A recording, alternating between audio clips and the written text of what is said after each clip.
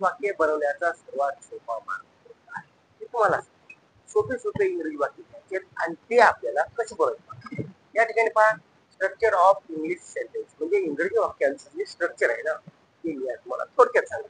कारण ते जर स्ट्रक्चर तुम्ही ऐकलं तर तुमचं कोणतेही वाक्य चुकणार नाही. कारण काय माहिती का, आपल्याला माहिती आहे टेन्स किती प्रकारचे आहेत. 3 कोणकोणते सांगा बरं, सांगा बरोबर सांगा. वर्तमान काळ, भूतकाळ, बरोबर आहे ना. Present tense, past tense, future tense. आता मी आंबा खातो हे वाक्य लिहिलं म्हणजे काय होईल मित्रांनो, या ठिकाणी काय होईल सांगा बरं पटकन झाला. मी आंबा खातो म्हणजे इथे लिहित असताना आपल्याला यायचं की एक लक्षात ठेवा की याचं अगोदर स्ट्रक्चर समजून. आता इथं आहे करता कर्म क्रियापद, बरोबर आहे. आणि आपण काय म्हणतो सब्जेक्ट ऑब्जेक्ट.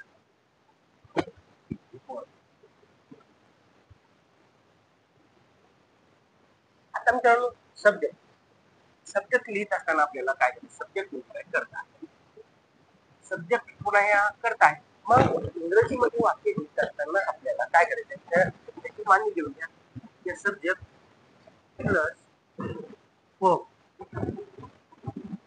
नंतर आहे या अगोदर ऑब्जेक्ट म्हणजे हे ऑब्जेक्ट खूप मोठा असतो. मी आंबा खातो म्हणजे वाक्य तयार कसं होईल मित्रांनो, लक्षात ठेवा. मी आंबा खातो.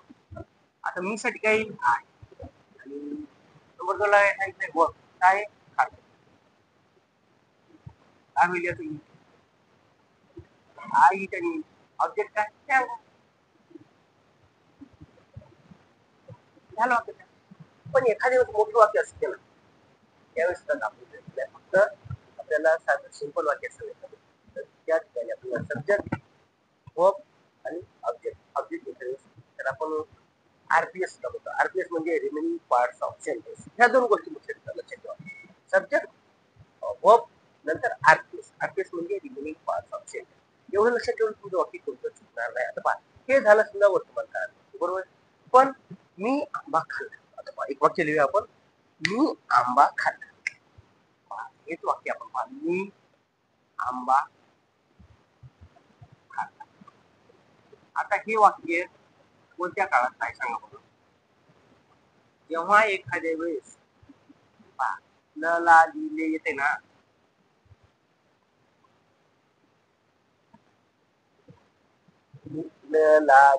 असे त्यावेळेस भूतकाळातलं वाक्य त्याच सांगतो ना मला त्याचं स्ट्रक्चर तेच आहे. थोडा फरक आहे की इथे हे झालं सब्जेक्ट हे वर्ब आणि हे ऑब्जेक्ट. पण या ठिकाणी फक्त एकच आपल्याला करायचं आहे मित्रांनो. इथं सुरुवातीला सब्जेक्ट घ्या, याचा सब्जेक्ट नंतर घ्या वर्ब, पण या वर्बचा कितवा फॉर्म घ्यायचा केला वर्बचा फर्स्ट फॉर्म. आता इथं काही ईटिंग असं असते ना, मग इथं काय वर्बचा दुसरा फॉर्म तुम्ही लक्षात ठेवा. नंतर टाकून द्या ऑब्जेक्ट. किती सोपं आहे बघा बरं. मी आंबा खाल्ला म्हणजे काय होईल तर या ठिकाणी मित्रांनो हेच वाक्य आपल्याला लिहित असताना लक्षात ठेवा. मी साठी घ्यायचं आहे आणि ऑब्जेक्ट होप काय आहे, हे झालं सब्जेक्ट. हे होप काय खाल्ला म्हणजे काय एक ए टी ई हे आहे वर्बचा दुसरा फॉर्म. हे आहे क्रियापद पण याचा दुसरा फॉर्म. ईट म्हणजे खाणे आणि एक म्हणजे खाल्ला. ही क्रिया पूर्ण झालेली आहे. म्हणून आपण या ठिकाणी वर्बचा दुसरा फॉर्म शेवटी काय मिळालं आ एट. समज काय आवड आहे किती सोपं आहे बघा. आता दुसरं एक आपण झालं वर्तमान काळ, हे भूतकाळ. आता भविष्य काळ द्यायचं. मी आंबा खाईन. मी आंबा खाईन. खाईन किंवा खाईन. मी आंबा खाईन म्हणजे नंतर. मग सर या ठिकाणी आता यात सर्व सांगा नाही का काय, हे झालं सब्जेक्ट ऑब्जेक्ट. पण या वर्बचा कोणता फॉर्म घ्यायचा पहिला काय खाईन आय, पण इथं एक लक्षात ठेव, विल लावायचे. Subject plus will plus verb plus काय सांगितलं, सुरुवातीला सब्जेक्ट घ्या. लक्ष द्या इकडे थोडस. मला कसं भविष्य काळाचं वाक्य त्याचा सब्जेक्ट काय आहे, बरोबर आहे.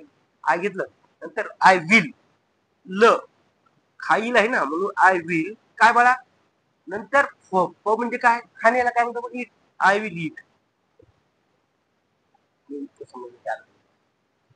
पुढचा आरपीएस काय जे असेल ना, ते मिनिंग पार्ट्स ऑफ सेंटेन्स तुम्हाला द्यायचं. काय खाईल आंबा, काय खाईल आंबा, आय विल इट मँगो. एवढं सोपं असतं. मग सांग, मी पुस्तक वाचीन, मी उद्या गावाला जाईल, असे तुम्ही काय करा, मला कमेंट बॉक्स मध्ये भविष्य काळातलं 1-2 वाक्य टाका. नंतर मी अभ्यास केला, मी काल मामाच्या गावाला गेलो होतो, तर त्यानं ना, किंवा मी अभ्यास करतो, मी जेवण करीत आहे. करीत म्हणलं की त्या ठिकाणी एकच ठेवायची की जेव्हा एखादी क्रिया सुरू असते तेव्हा फक्त तिथं वर्बचं आयएनजी म्हणजे वर्बचं चौथं रूप द्यायचंय. Reading, writing, eating. आता पहा, मी आंबा खात आहे म्हणजे काय येईल, आय एम इटिंग मॅम. एवढं सोपं आहे विद्यार्थी मित्रांनो. छोटासा व्हिडिओ केला तुमच्यासाठी, पण याचं हे जे स्ट्रक्चर आहे, structure is the most important in our English sentence. So I hope मी सांगितले तुम्हाला समजलं असेल. विद्यार्थी मित्रांनो, व्हिडिओ आवडला असेल तर नक्की तुम्ही चॅनलला सबस्क्राईब करायचं, लाईक करायचं, शेअर करायचं. Sharing is caring. Thank you for watching. धन्यवाद.